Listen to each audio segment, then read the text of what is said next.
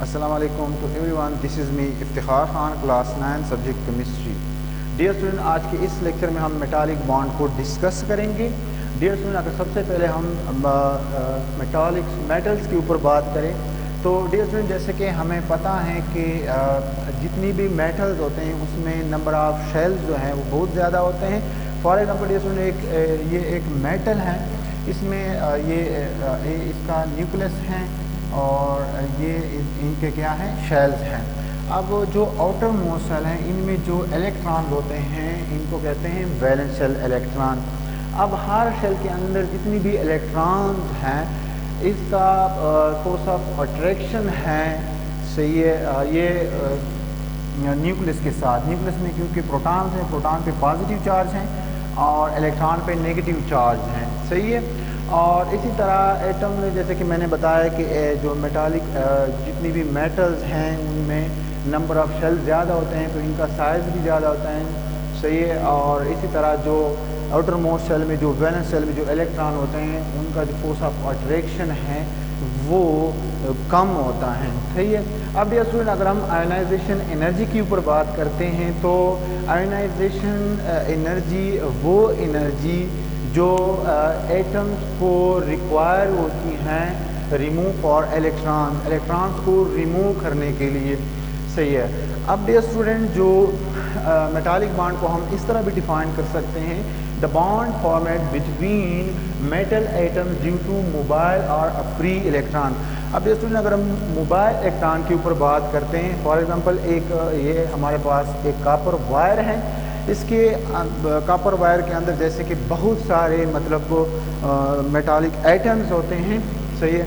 अब ये for example ये एक मेटालिक एटम्स हैं और सही है, ये मेटालिक एटम्स हैं, इस पे ये न्यूक्लियस पे पॉजिटिव चार्ज होता है और इसके जो आउटर मोस्ट शेल में जो इलेक्ट्रॉन हैं, सही है, वो फ्रीली मतलब मोबाइल होते हैं, सही है.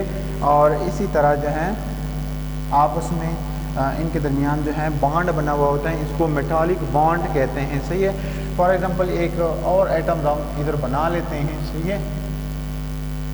इसके आउटर मोस्ट शेल में इलेक्ट्रॉन है, इसके आउटर मोस्ट शेल में इलेक्ट्रॉन है और अब ये फ्री ये मोबाइल होते हैं, डायनामिक होते हैं, इसलिए क्योंकि इस एटम के आउटर मोस्ट शेल में जो इलेक्ट्रॉन्स होते हैं इनका जो फोर्स ऑफ अट्रैक्शन है न्यूक्लियस के साथ वो वीक होता है. और अगर हम दूसरे मेटालिक या मेटल एटम्स के ऊपर बात करते हैं तो इसका भी बिल्कुल एग्जैक्ट इसी तरह होता है, सही है. तो इस वजह से ये बॉन्ड तो दो एटम्स के दरमियान, दो मेटल एटम्स के दरमियान बॉन्ड तो बनता है, सही है, लेकिन ड्यू टू मोबाइल इलेक्ट्रॉन क्या होता है, क्योंकि जो आउटर मोस्ट शेल में जो इलेक्ट्रॉन होते हैं वो फ्रीली जो है घूम रहे होते हैं, सही है. अब डियर स्टूडेंट, मेटालिक बॉन्ड्स के कुछ प्रॉपर्टीज़ हैं. अब अगर इसके ऊपर बात करते हैं तो इसकी जो फर्स्ट प्रॉपर्टी है वो है हाई मेल्टिंग पॉइंट.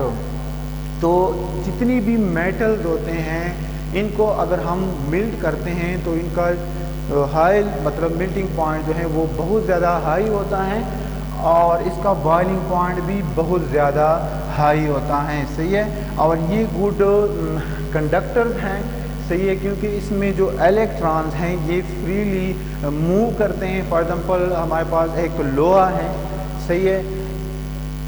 अब इसका अगर हम एक एंड को गर्म करते हैं तो कुछ टाइम के बाद इसका दूसरा एंड जो है वो गर्म हो जाता है. वो किस वजह से कि इसमें जो इलेक्ट्रॉन्स हैं ये फ्रीली मूव कर रहे हैं और ये इलेक्ट्रिसिटी के लिए जो है एक कंडक्शन शो करता है, क्योंकि इसमें इलेक्ट्रॉन जो है फ्रीली मूव करते हैं. तो डियर स्टूडेंट, आज के इस लेक्चर में हमने मेटालिक बॉन्ड्स के ऊपर बात की. मेटालिक बॉन्ड्स वो बॉन्ड जो दो मेटल्स के दरमियान इसकी फॉर्मेशन होती हैं ड्यू टू फ्री या मोबाइल इलेक्ट्रॉन, सही है. तो आज के लिए इतने काफ़ी हैं. अल्लाह हाफिज़.